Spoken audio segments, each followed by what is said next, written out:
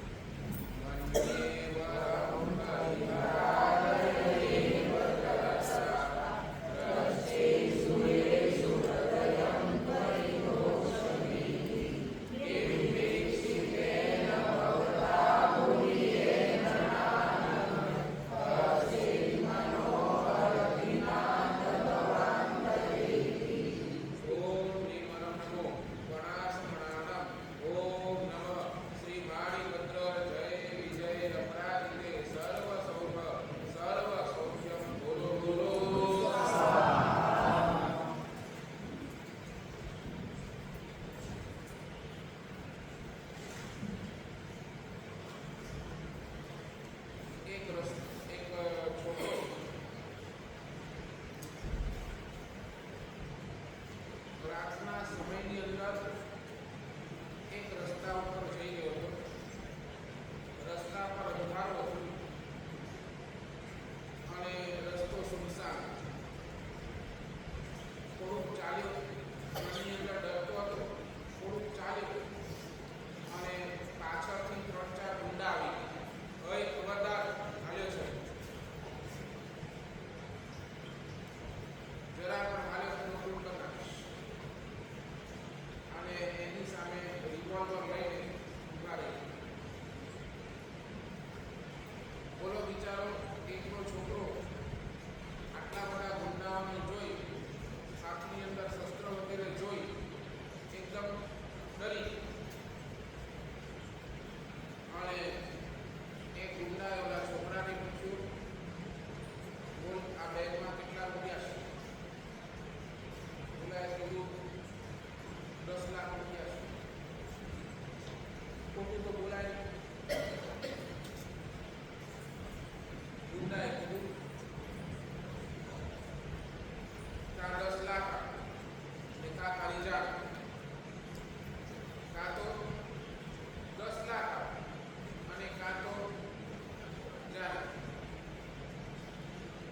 છોકરાએ 2 મિનિટ વિચાર્યું, તરત વળી બોલો, અરે ક્યાં સોચ રહા હે, જાન પ્યારી હે કે નહીં? અને બોલો છોકરાએ વળી થોડો જવાબ આપ્યો, भैया एक काम करो, मेरी जान ले लो, पर 10 लाख नहीं लो. मेरी जान ले लो पर 10 लाख नहीं. लोग के आ तो पहली बार જોયું लोग के મારી જીવ લઈ લે 10 લાખ તો આપણે અહીંયા તો પૈસા લઈ જા જાતું. અને ઓલા છોકરાએ કહ્યું, ભલે તું મારો જીવ લઈ લે પણ હું તને 10 લાખ તો નહીં. એટલે તું મૂર્ખો થઈ ગયો છે, તારા ગયા પછી 10 લાખ ફસેલું છે, કાંઈ પણ હોય, પણ તું જો મારા 10 લાખ લઈ જઈશ ને તો એ 10 લાખ જતા જ હું મરી જઈશ. કારણ કે મારો પ્રાણ ક્યાં અટકેલો છે? બોલો, બરાબર ને? મારો પ્રાણ એ પૈસાની અંદર અટકેલો છે અને પૈસા જાય તો હવે હું જીવતો છું કે મરેલો એમાં કાંઈ ફરક પડતો નથી. એના કરતાં તો મારી જીવ જ.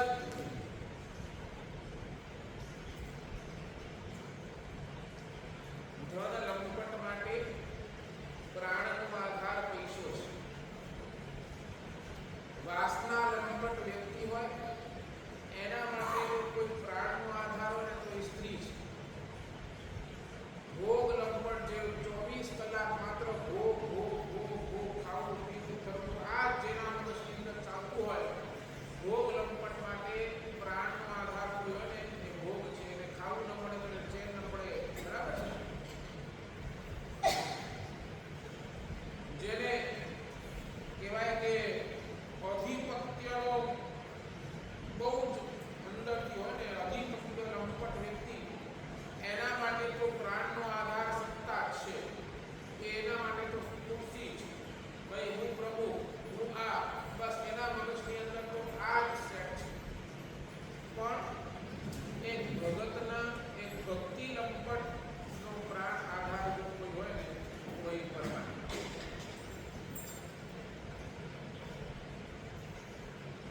એને પરમાત્મા સિવાય બીજું કાંઈ ગમે નહીં. એને પરમાત્માની વાતો સિવાય બીજું કાંઈ ગમે નહીં. એને પરમાત્માની યાદો સિવાય બીજું કાંઈ ગમે નહીં. એને પરમાત્માના વચનો સિવાય બીજું કાંઈ ગમે નહીં. એ ભક્તિ લંપટ. સાચું બોલો, આપની કેટેગરી છે. આપણો પ્રાણ આધાર કોણ? આપણા જીવનનો પ્રાણ કોણ?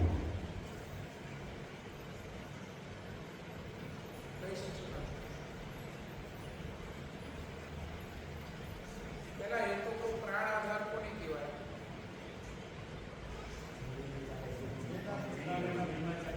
જેનાથી પ્રાણ ચાલે એ પ્રાણ. એની વગર પ્રાણ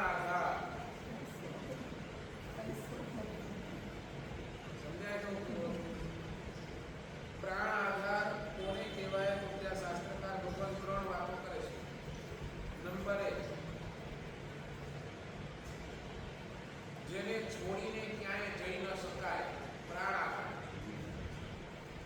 જેને છોડીને ક્યાંય જઈ ન શકાય, જેના વગર જીવી ન શકાય, ક્યાંય છોડીને ન જવાય, એના વગર જીવી ન શકાય, અને એનો વિરહ જીરવી ન શકાય, એ પ્રાણ. વિરહ થાય તો એને જીરવી પણ શકે નહીં, એનો અર્થ પ્રાણ. એટલે આ સંદર્ભની અંદર ચાર વાતો, ચાર.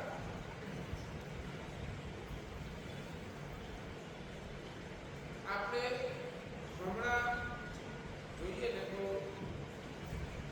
જીવનની અંદર આપણો પ્રાણાધાર કહીએ ને તો શરીરના ક્ષેત્રે કોઈ જો પ્રાણાધાર હોય ને તો એ ઓક્સિજન છે, બરાબર. ઓક્સિજન આપણે લઈએ છીએ અને મુકાય છે, એના માટે કોઈ આપણને વધારે પ્રયત્ન કરવાનો કોઈ સહજ લેવાય છે અને સહજ મુકાય છે. આ ઓક્સિજન ચાલે છે, આ શ્વાસોશ્વાસ ચાલે છે, એટલે આપણું જીવન પણ ચાલે. જીવનનો આધાર કોઈ હોય ને, જીવનનો આધાર તો એ શું છે? આપણા શ્વાસોશ્વાસ. આયુષ્યનો આધાર પણ આ શ્વાસોશ્વાસ. આયુષ્ય કોના ઉપર ટક્યો છે? શ્વાસોશ્વાસ. કોઈ વ્યક્તિ તમે આમ પડી ગયો, બેભાન થઈ ગયો, સમજે ને, પડી ગયો, તમે ત્યાં જાઓ અને તમે પહેલા શું જોયેલું? શ્વાસ ચાલે છે નહીં કે નહીં, બરાબર ને? એનું કારણ શું? કારણ શું? કે એ જીવતો છે કે મરેલો છે, કોનાથી ખબર પડે? એના જો શ્વાસ ચાલતા હોય તો એને ખબર પડે. તમે એના હાર્ટબીટ ચેક નહીં કરો, તમે એનું મગજ ચેક નહીં કરો, પહેલા શું ચેક કરશો? શ્વાસ. બરાબર. પ્રાણનો આધાર આપણા શરીર માટે શું કહો તો તમારા શ્વાસોશ્વાસ છે. એટલે જ તો સમજો, તમે જુઓ ઘણી વખત તમને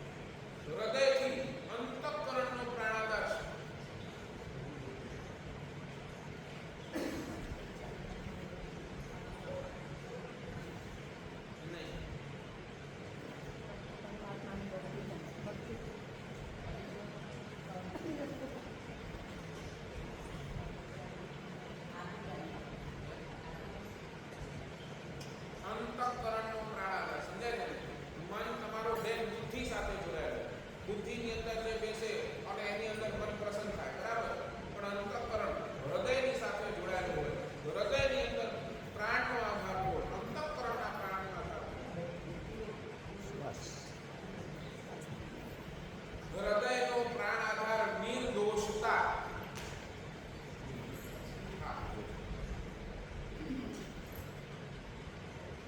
જેટલા પણ કૂળ કપટ થાય ને બધું અહીંયાથી થાય. તમારો હૃદય તો ક્યારે પણ કૂળ કપટ કરવા છે ને તૈયાર જ નથી.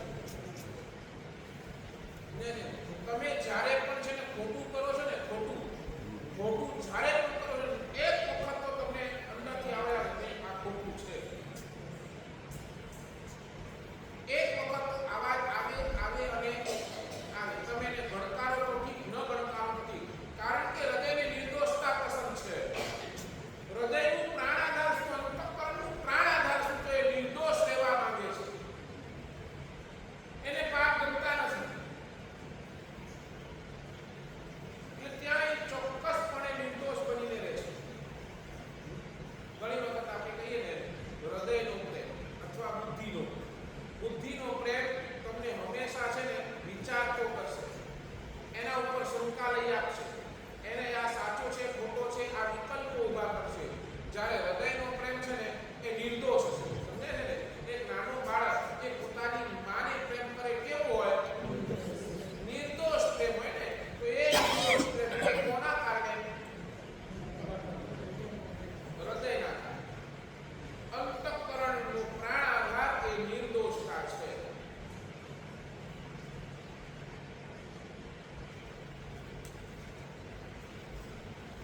અને આત્માનો પ્રાણ આધાર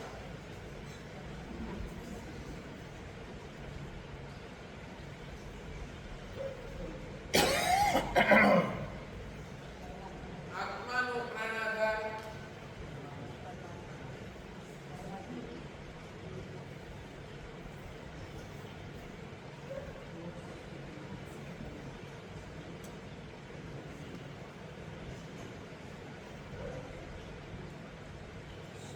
શાસ્ત્રકાર કહે છે આત્માનો પ્રાણ આધાર પવિત્રતા.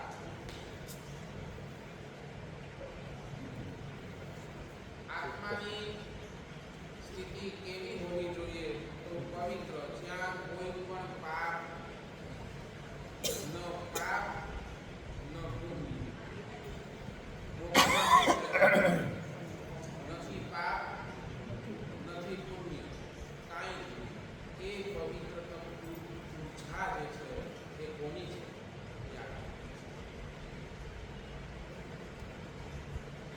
બેઠું શરીરનો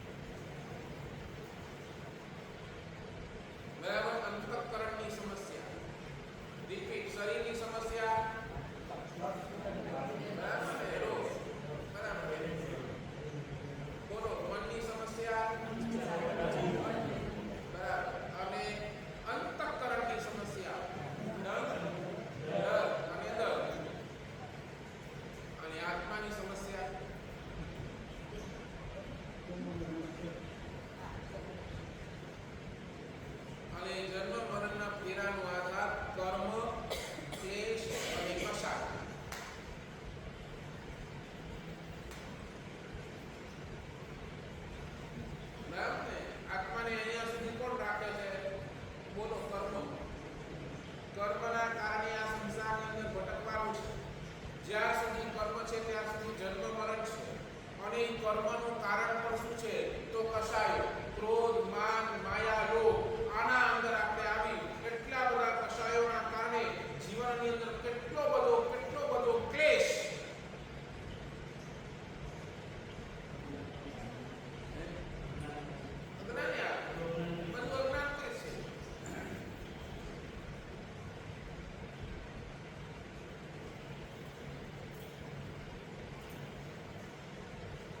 ખ્યાલ આવી ગયો?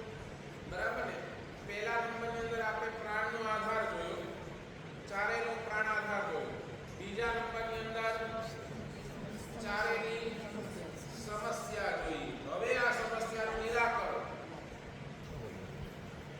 શરીરની સમસ્યા સોલ્વ કરવું હોય તો મન પાસે જવું પડે. શરીરની સમસ્યા તમને સોલ્વ કરવી હોય, શરીરની અંદર ક્યાંય પ્રોબ્લેમ આવે ને તો તમારે મન પાસે જવું પડે. એ મનના શરણે જાઓ તો સોલ્વ થાય. જેમ ગેસ થઈ ગયો છે, પેટ બહુ દુખે છે, તો તમારે મનને શું કરવું પડે? મનાવવું પડે, યાર બહુ ગેસ થઈ ગયો છે, એક કામ કર, આ એક દિવસ આપણે નહીં ખાઈએ, શરીર સ્વસ્થ થઈ જશે. એટલે તમારે ક્યાં ચિંતન કરવું પડશે? તમારે મનના શરણે જવું પડે, મનના શરણે. બરાબર ને? હવે ત્યાં ફરવા જવું પણ વરસાદ બહુ છે, હવે ત્યાં ફરવા નહીં જવાય. એક કામ કર, કોને મનાવવું પડશે તમને? શરીરની સમસ્યાઓ સોલ્વ કરવા માટે મનના શરણે જવું પડશે. મનની સમસ્યાઓને સોલ્વ કરવા માટે અંતઃકરણના શરણે જવું પડશે. મનની જે સમસ્યા છે, વિચારો, તો એના માટે તમને કોનો સારો લેવો પડશે? હૃદય. હૃદય કહેશે આ દોસ્ત શું કામ આટલું બધું વિચારે છે? જે થશે બધું સારું થશે. આડાઅવળા વિચાર છોડ, કંઈક સારા વિચાર કર, કંઈક પરમાત્માના વિચાર કર. આ કોણ કહેશે તમને? તમારો હૃદય કહેશે. બરાબર ને? આ આડાઅવળા વિચાર છોડી દે, આ મરવાના વિચાર છોડી દે, આ બધું કરવાના વિચાર છોડી દે, કારણ એ નિર્દોષ છે. અને જે સલાહ તમને અંતઃકરણ, તમારું હૃદય આપે ને, એની સલાહ તમને, બરાબર? એટલે મનની સમસ્યાનું સમાધાન અંતઃકરણ પાસે, અંતઃકરણની સમસ્યાઓનું સમાધાન આત્મા પાસે. હૃદયની સમસ્યા ક્યાં સોલ્વ થશે? તો આત્મા પાસે. એ વિચાર છે ને કે જો મારે મારા આત્માને પવિત્ર રાખવો છે તો મને આ પાપનું પ્રાયશ્ચિત મારે કરવું જ પડશે. એટલે ક્યાં આવ્યું એ? અને આત્માની સમસ્યાઓનું નિરાકરણ ક્યાં? તો આત્માની સમસ્યાઓ દરેકે દરેક નિરાકરણ પરમાત્મા પાસે.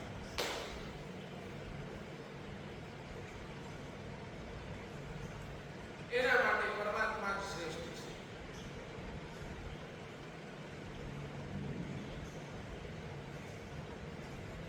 સમજાય છે હું કહું છું?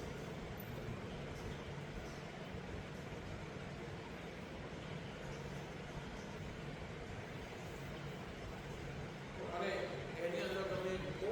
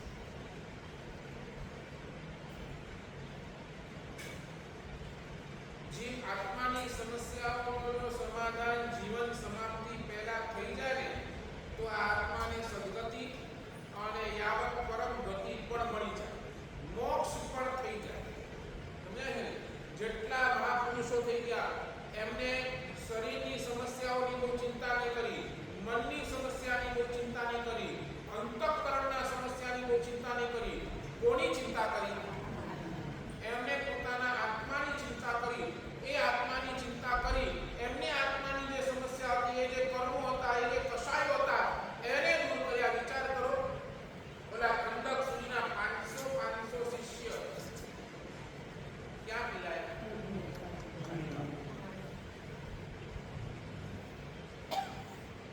અને ખંડક સુની પોતે ઊભા છે ઉપર, બધા શિષ્યો પાસે પોતે ઊભા છે, બધાને નિરામણા કરાવી રહ્યા છે, બધાને સમાધિનું પ્રદાન કર્યા છે.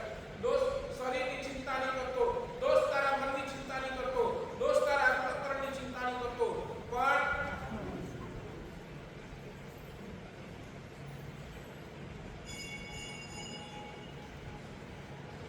ખાલી વિચાર કરો. બરાબર ભાઈ, તમે અહીંયાથી જતા હો અને રસ્તા ઉપર તમને ઓલો દેખાય ને, તમારી સામે છે, સાચું બોલો, તમને હૃદયમાં કેવું થાય? થાય ને પીડા થાય. તમે વિચાર કરો, જીવતે જીવતા 500 સાધુઓને આ પાણીની અંદર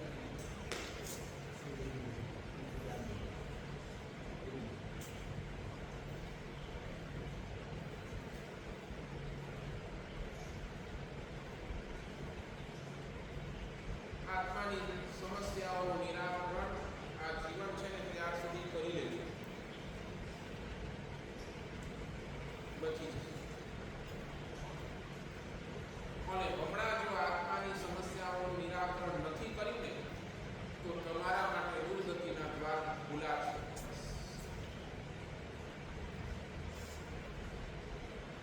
અને માટે જ શાસ્ત્રકાર ભગવદ એમ કહે છે કે જીવ, તું પરમાત્માને પોતાનો પ્રાણ આધાર બનાવી દે, પરમાત્મા સાથે તારો કનેક્શન જોડી દે, પરમાત્માને તું સર્વસ્વ બનાવી દે, તો મોત આવતા પહેલા તારી આત્માની બધી જ સમસ્યાઓ દૂર કરવાનું કામ કોણ કરશે?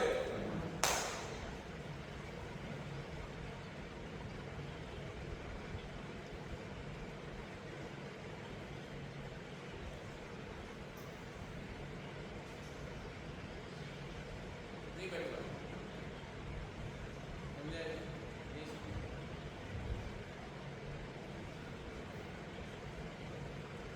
ફેક્ટરીમાં કામદાર હોય ને, કામદાર એનો કાંઈ ઇસ્યુ આવે અને બધા કામદારો હડતાલ કરે,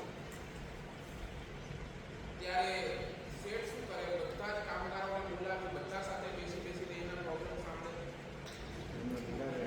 બરાબર ને? એને કામદારો નાખાણીનો જે પણ લીડર હોય, કે જે પણ યુનિયન લીડર હોય, એને બોલાવે, એની સાથે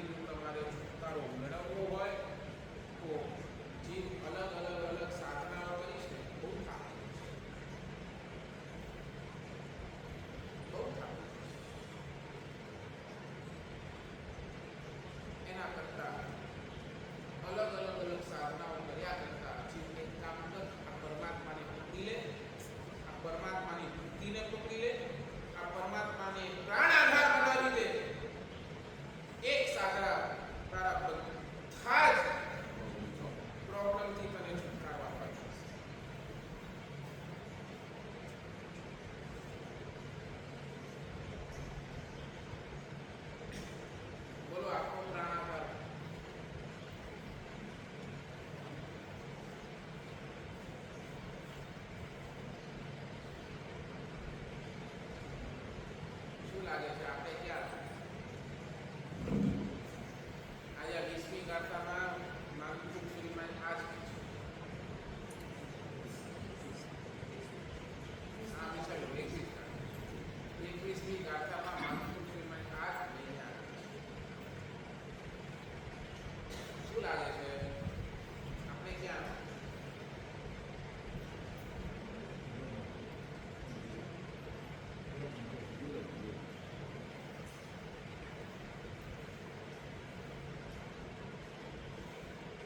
કોઈ એક વ્યક્તિ કોઈ ભગત પાસે ગયો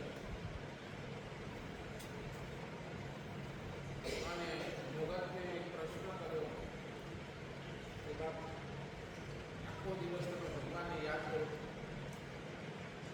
ના, હું તો ભગવાનને યાદ નથી કરતો. કોણે કીધું?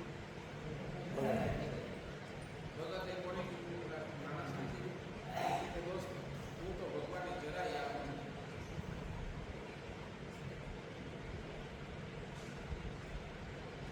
એને બીજો પ્રશ્ન કે મારે તો ભક્તિ કરવી હોય તો મને ભગવાનને કેટલી વાર યાદ કરવું? મારે જો ભક્તિ કરવી હોય તો મારે ભગવાનને કેટલી વાર યાદ કરવું? અને એને વળતો જવાબ આપ્યો, એક પણ વખત નહીં. શું કામની ભાઈ સમજાય છે ને? ભગતને પહેલા પ્રશ્ન કર્યો કે તમે ભગવાનને કેટલી વાર યાદ કરો? ભગવાન એ ભગત છે કે હું ભગવાનને તો એક પણ વખત યાદ કરતો. બરાબર. તો બીજો પ્રશ્ન એણે એમ કર્યો કે જો મારે પરમાત્માની ભક્તિ કરવી તો મારે ભગવાનને કેટલી વાર યાદ કરવું? તો એણે કીધું કે ભાઈ એક પણ વખત તારે ભગવાનને યાદ કરવાની જરૂર નથી. બોલો મૂંઝાય.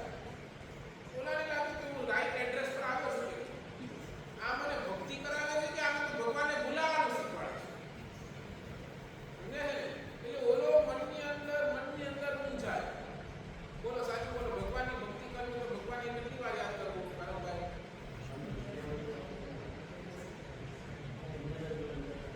સમજાય જેવું શું હતું? ઓલો ભગત કે મારે તો ભગવાન ભૂલાતા નહીં, જે ભૂલાય એને યાદ કરાય, બાકી જે ભૂલાતું નથી એને તો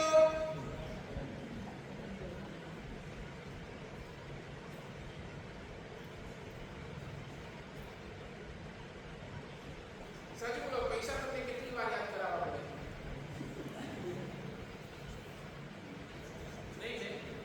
કારણ કે બોલો એ ભૂલાતા જ નથી.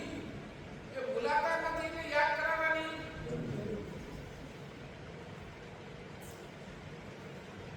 આ જોઈએ છે.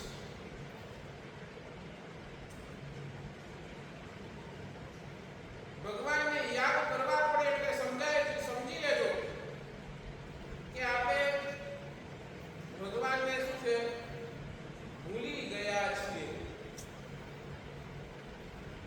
એટલે હજી આપણા ભક્તિની અંદર શું છે?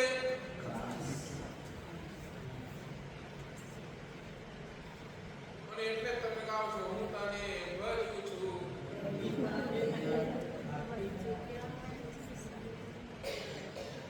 એક ખાલી રવિવારના દિવસે તમને ભગવાન યાદ આવે એટલે શું? બાકીના અઠવાડિયાના 6 દિવસ તમે ભગવાનને એટલે તો રવિવારના યાદ કરો છો.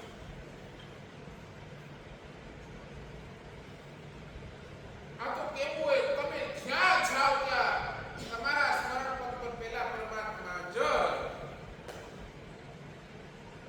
એનો અર્થ છે પ્રાણાધાર. જેને છોડીને ક્યાંય જવાનું મન ન કરે, બસ 24 કલાક ભગવાન મારી સાથે છે, ભગવાન મારી સાથે છે. આ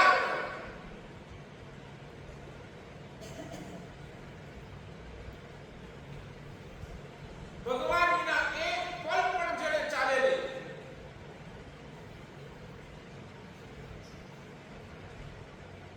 એક પલ પણ નહીં.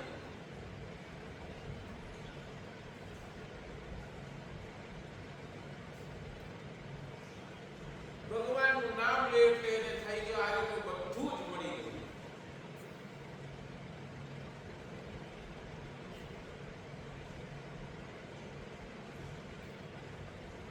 ગૌતમનો પ્રાણ આધાર એ પરમાત્મા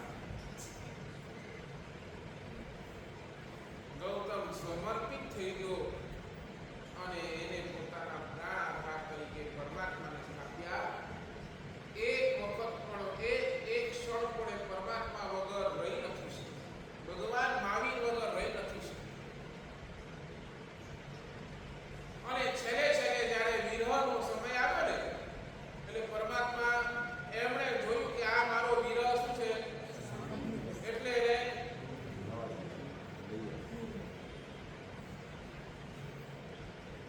અને જે પરમાત્મા મોક્ષ ગયા અને જે ગૌતમ રડ્યા છે નાના બાળકની જેમ, કારણ કે વિરહ જીરવી નથી.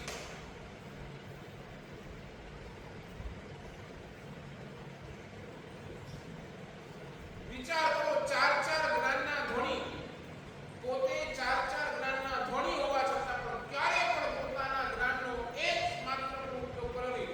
જેટલું હતું બધું જ ભગવાનને પૂછ્યું.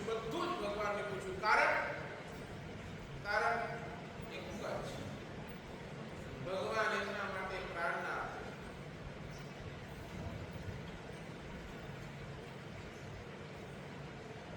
બોલો આપણા માટે કોણ? શું લાગે કાંતિભાઈ, આપણા માટે કોણ?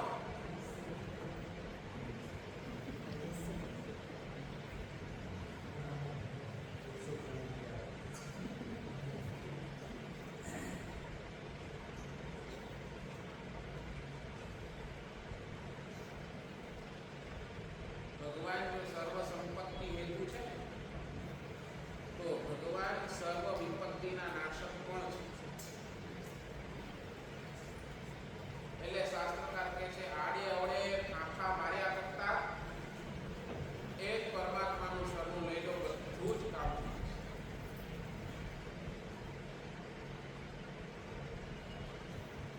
પરમકારી એવા એ માનતું શ્રી માર્ગે છે. ભગવાન પૂછે ને પેલો કૃષ્ણનો ઉપાસક બન્યો. બહુ સારું થયું, પેલા કૃષ્ણ પાસે ગયો. બહુ સારું થયું, મેં કૃષ્ણની ભક્તિ કરી, પણ મને દેખાયું કે અહીંયા કઈ વળે એમ નથી. બીજા નંબરની અંદર હું ઓલા ભોળિયા ભગવાન મહાદેવનો ભક્ત બન્યો. ક્યાંય ભટક્યો, ક્યાંય ગયો, ત્યાં ભગવાન એમ સારું થયું પેલા વયો. આવા અનેક દેવ દેવીઓની મેં સેવા કરી અને બધે ઠેકાણે ભટક્યો અને ભટકીને છેલ્લા કોની પાસે આવ્યો? ભગવાન સૌથી છેલ્લા તને જોયા ને, બસ આ મારી આંખો ત્યાં ફરી ગઈ, આ મારી આંખો ત્યાં બેસી ગઈ. તે મારા હૃદય ઉપર શું કામણ કર્યું ભગવાન કાંઈ ખબર નથી.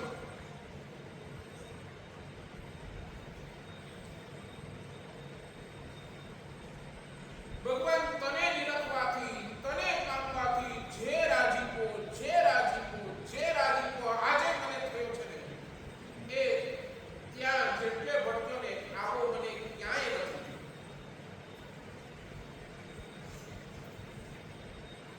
ભગવાન સારું થયું પેલા ત્યાં ગયા, હવે ત્યાં જવાના ઓરતા જ મરી ગયા છે.